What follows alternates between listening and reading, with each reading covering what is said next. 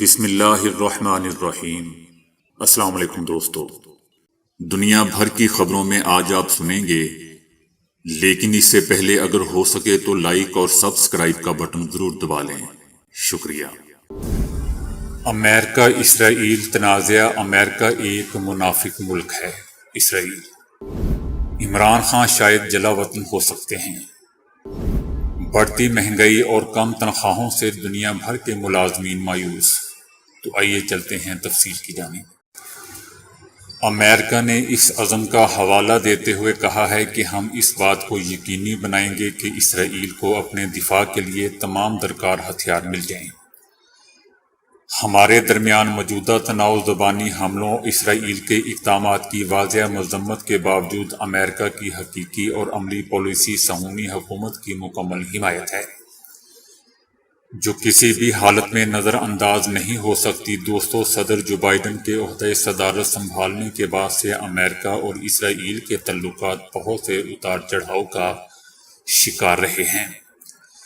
صہیونی حکومت کے دائیں بازو کے وزیر اعظم نیتن یاہو کے عہدہ سنبھالنے کے بعد یہ مسئلہ شدت اختیار کر گیا ہے۔ اس کشیدگی کی اہم وجہ انتہائی دائیں بازو کے وزراء پر مشتمل کابینہ کی تشکیل اور نیتن یاہو کی طرف سے اس کی سربراہی ہے۔ مثال کے طور پر نیتن یاہو کی عدالتی اصلاحات پر جو بائیڈن کی مخالفت کے بعد نیتن یاہو کے حکومتی اہلکاروں نے اسے اسرائیل کے اندرونی معاملات میں امریکہ کی مداخلت قرار دیتے ہوئے اس پر تنقید کی۔ اسی طرح حالیہ دنوں میں امریکہ اور اسرائیل کے اعلیٰ حکام کے درمیان وسیع پیمانے پر زبانی اور پروپیگنڈا بحث بھی جاری رہی۔ اسرائیل نے عراق اور افغانستان میں امریکی پالیسیوں اور اقدامات پر تنقید کرتے ہوئے امریکہ پر فریب اور انسانی حقوق کی خلاف ورزی کا الزام لگایا۔ اسرائیل نے کہا کہ افغانستان اور عراق میں امریکیوں اور ان کے اقدامات کے بارے میں دنیا جانتی ہے، انہیں انسانی حقوق کے بارے میں ہمیں تبلیغ نہیں کرنا چاہیے۔ امریکہ کی مذمت کے باوجود اسرائیل نے نہ صرف اپنے الفاظ پر معافی نہیں مانگی بلکہ پھر کہا کہ ہم نہ صرف اپنے الفاظ واپس نہیں لیتے بلکہ ہم ایک بار پھر کہتے ہیں کہ یہ ہمارا حق ہے کہ ہم امن کے ساتھ گھر لوٹیں اور امن کے ساتھ چلیں۔ ہمارا حق مغربی کنارے میں رہنے والے فلسطینیوں کی نقل و حرکت کی آزادی کے حق سے زیادہ ہے۔ فلسطینی علاقوں میں نئی آباد کاری کی حمایت کرتے ہیں اور عوامی طور پر مغربی کنارے کے بڑے حصوں کو مقبوضہ فلسطین کے ساتھ الحاق کرنے کا مطالبہ کرتے ہیں۔ اسرائیلی وزیر خزانہ نے بھی امریکہ کو منافق قرار دیا ہے۔ اہم بات دوستو یہ ہے کہ امریکہ اور اسرائیل کے درمیان موجودہ کشیدگی ٹیکنیک کی سطح پر ہے۔ حالانکہ امریکہ اور اسرائیل کے درمیان تعلقات کو ہمیشہ امریکی صدور کی حمایت حاصل رہی ہے، خاص طور پر صہیونی حکومت کی بڑھتی ہوئی فوجی طاقت اور اپنے دفاع کے بہانے فلسطینیوں کو دبانے کے تناظر میں اسرائیل کی جامع حمایت امریکہ کی پالیسیوں میں سر فہرست ہے۔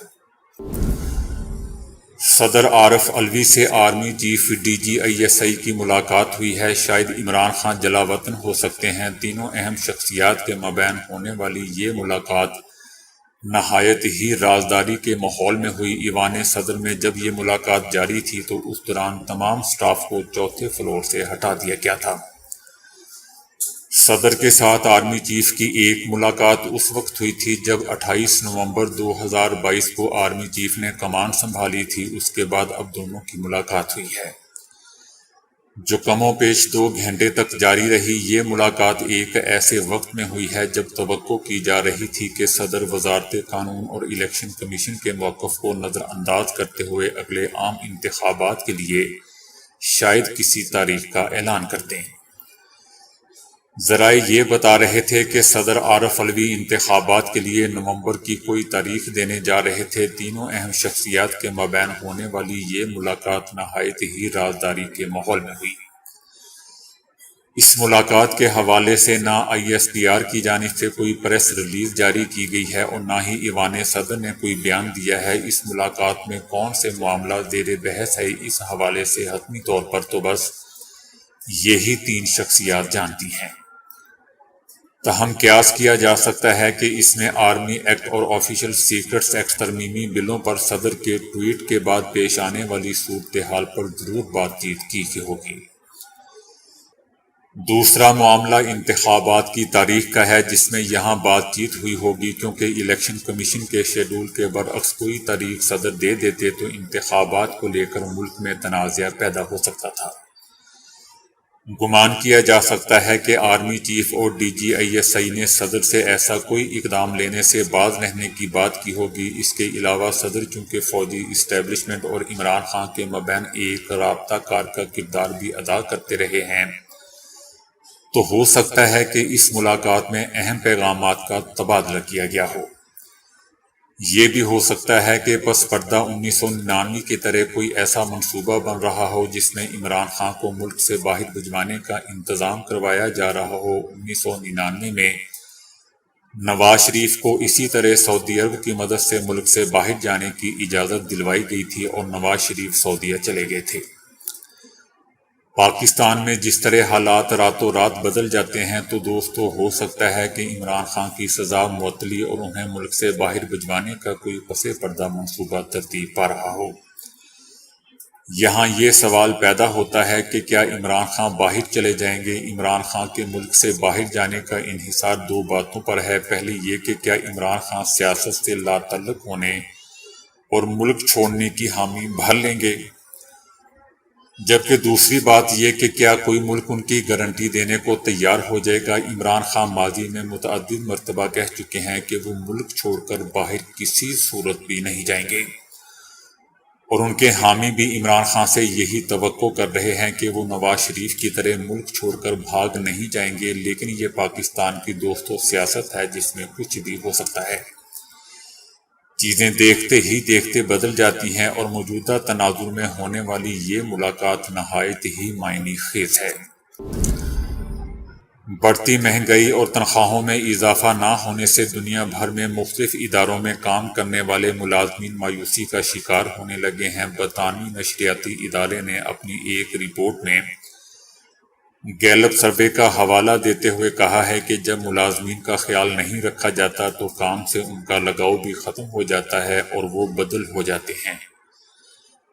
تنخواہ وہ پہلی چیز ہوتی ہے جس سے کوئی اپنے کام سے ناخوش ہوتا ہے۔ ناخوش ملازمین مارکیٹ میں نئی اسامیوں کی قلت کے باعث نوکری تو نہیں چھوڑتے، تاہم خاموشی سے کام کرنا چھوڑ دیتے ہیں۔ سروے میں مزید کہا گیا ہے کہ کام کم کرنے اور جن کا دل کام میں نہیں لگتا ان ملازمین کی شرح 60% ہو چکی ہے۔ کچھ کمپنیاں اور مالکان یہ سمجھتے ہیں کہ لیبر مارکیٹ میں ملازمتوں کے کم مواقعوں کے باعث کنٹرول ان کے پاس ہے، ملازمین کے پاس کہیں اور جانے کا موقع نہیں، اسی لیے وہ ملازمین کو مراعات نہیں دیتے، جس سے ملازمین میں بددلی بڑھ جاتی ہے۔ آپ شدید تھکے ہوئے ہیں اور آپ کو نیند بھی آ رہی ہے، لیکن آپ کے پاس کوئی اشد ضروری کام بھی ہے جسے رات بھر جاگ کر ختم کرنا بھی ضروری ہے۔ ایسے میں آپ کیا کریں گے؟ ایسے میں زیادہ تر لوگ چائے یا کافی پی کر خود کو جگائے رکھتے ہیں، کیونکہ چائے وقتی طور پر تھکن دور کرتے ہوئے ہمیں جگائے رکھتی ہے اور ہم کام پر اپنی توجہ مرکوز رکھ سکتے ہیں۔ البتہ اب اعصابی ماہرین کا کہنا ہے کہ بجلی کا ایک معمولی سا جھٹکا وہی تاثیر رکھتا ہے جو چائے یا کافی کے ایک کپ میں ہوتی ہے۔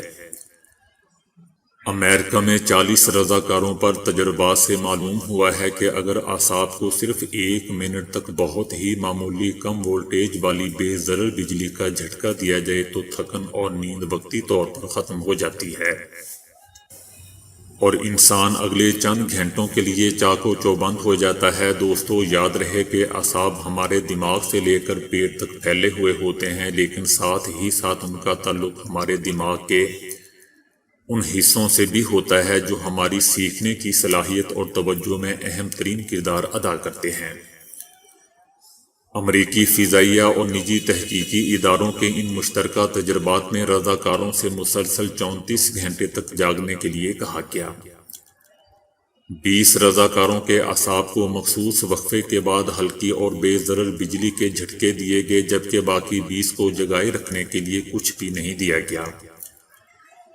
وقت گزرنے کے ساتھ ساتھ اپنے طور پر جاگتے رہنے کی کوشش کرنے والے گروپ کی کارکردگی میں نمایاں کمی آ گئی، لیکن بجلی کے جھٹکے وصول کرنے والے گروپ کی کارکردگی میں بہت ہی معمولی سی کمی ہوئی۔ تجربات کے دوران تمام رضاکاروں سے ان کی ذہنی کیفیت کے بارے میں سوال نامے بھی پر کروائے گئے، جن سے اندازہ ہوا کہ جو لوگ خود پر جبر کر کے جاگ رہے تھے ان کی ذہنی حالت خراب ہوتی جا رہی تھی، لیکن بجلی کے جھٹکے کھانے والے رضاکار بہت ہی سکون میں تھے۔ ابھی یہ تجربات ابتدائی مرحلے میں ہے، اس لیے ماہرین کا کہنا ہے کہ انہیں گھر پر آزمانے کی کوشش ہرگز نہیں بلکہ بالکل بھی نہ کی جائے۔ دوستو، یہ دلچسپ تحقیق کمیونیکیشنز بائیولوجی نامی ریسرچ جرنل کے تازہ میگزین میں شائع ہوئی ہے۔ اقوام متحدہ نے ایک ممکنہ نئی سرد لڑائی کے بارے میں خبردار کرتے ہوئے چائنا اور امریکہ سے اپیل کی ہے کہ وہ اپنے مکمل طور پر غیر فعال تعلقات کو بہتر کریں۔ اس سے پہلے کہ دو بڑے اور نہایت ہی با اثر ممالک کے درمیان مسائل باقی دنیا تک پھیل جائیں، دنیا کی دو بڑی معاشی طاقتوں کو ماحولیات پر تعاون کرنا چاہیے اور جنوبی چائنا کے سمندر میں انسانی حقوق، معاشیات، آن لائن سیکیورٹی اور خود مختاری کے حوالے سے جاری سیاسی اختلافات کے باوجود تجارت اور ٹیکنالوجی پر مضبوطی سے بات کرنی چاہیے۔ بدقسمتی سے آج ہمارے سامنے محض تصادم ہے۔ ہمیں دو طاقتوں کے درمیان ایک فعال تعلق کو دوبارہ قائم کرنے کی ضرورت ہے۔ ویکسینیشن کے مسائل، موسمیاتی تبدیلی کے مسائل اور بہت سے دوسرے عالمی چیلنجوں کو بین الاقوامی برادری اور بنیادی طور پر سپر پاورز کے درمیان تعمیری تعلقات کے بغیر حل نہیں کیا جا سکتا۔ اقوام متحدہ کا کہنا تھا کہ ایک نئی سرد لڑائی زیادہ خطرناک ہو سکتی ہے۔ امریکہ اور چائنا کے درمیان حریف انٹرنیٹ، کرنسی، تجارت، مالیاتی قواعد اور ان کی اپنی جیو پولیٹیکل اور فوجی حکمت عملی کی وجہ سے دنیا دو حصوں میں تقسیم ہو سکتی ہے۔ دو حریف جغرافیائی اور فوجی حکمت عملی خطرات پیدا کرے گی اور دنیا کو تقسیم کر دے گی۔ تعلقات کو جلد ہی ٹھیک کرنا ہوگا۔ دوستو، سوویت یونین اور اس کے مشرقی بلاک کی اتحادیوں اور امریکہ اور اس کے مغربی اتحادیوں کے درمیان نام نہاد سرد لڑائی دوسری جنگ عظیم کے فوراً بعد شروع ہوئی اور 1991 میں سوویت یونین کے ٹوٹنے کے ساتھ ختم ہوئی۔ یہ دو ایٹمی ہتھیاروں سے لیس سپر طاقتوں کا تصادم تھا جن کے نظریات ایک دوسرے سے مختلف تھے۔ ایک طرف کمیونزم اور آمریت پسندی تھی جبکہ دوسری طرف سرمایہ داری اور جمہوریت تھی۔ اقوام متحدہ کا مزید کہنا تھا کہ امریکہ اور برطانیہ نے آسٹریلیا کو جوہری طاقت سے چلنے والی آبدوزیں دینے کا معاہدہ کیا۔ اب چائنا اور امریکہ کے درمیان مکمل طور پر غیر فعال رشتہ ہے۔